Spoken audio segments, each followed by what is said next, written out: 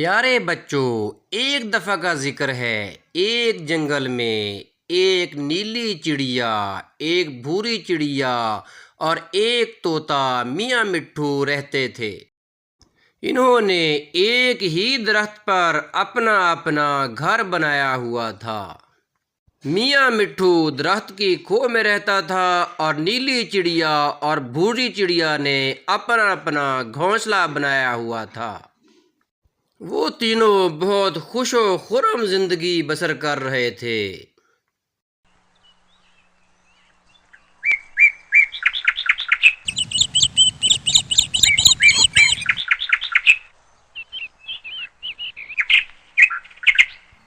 ایک دن اچانک اس علاقے میں 4 کوے آ نکلے۔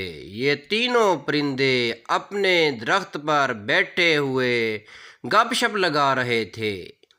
یہ بدماش کوؤں کا ایک ٹولہ تھا جو اکثر چھوٹے پرندوں کو تنگ کرتے رہتے تھے۔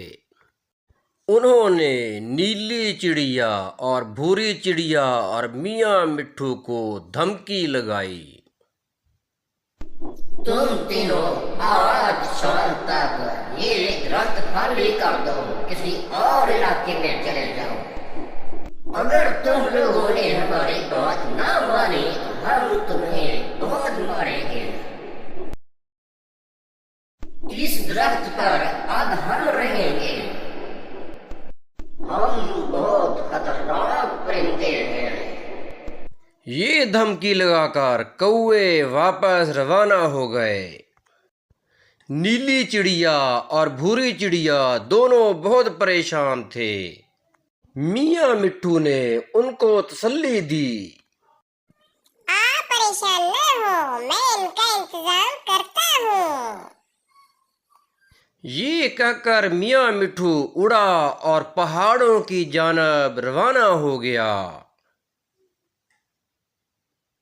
شام ہونے والی تھی۔ نیلی چڑیا اور بھوری چڑیا بہت پریشان بیٹھے ہوئے تھے۔ آخرکار میاں مٹھو واپس آتا ہوا دکھائی دیا۔ وہ درخت پر آ کر اطمینان سے بیٹھ گیا۔ وہ بہت پر اعتماد تھا۔ شام ہوتے ہی بدماش کوے واپس آ گئے۔ انہوں نے آتے ہی کہا، تم لوگوں نے ابھی تک درخت کو خالی نہیں کیا، اب ہم تمہیں بہت ماریں گے اور تم بھاگنے پر مجبور ہو جاؤ گے۔ اسی لمحے 2 طاقتور عقاب درخت کی دوسری ٹہنی پر آ بیٹھے۔ ان میں سے ایک عقاب بولا، بدماش کوؤ، تم چھوٹے پرندوں کو تنگ کرتے ہو۔ ابھی ہم تمہارا بندوبست کرتے ہیں۔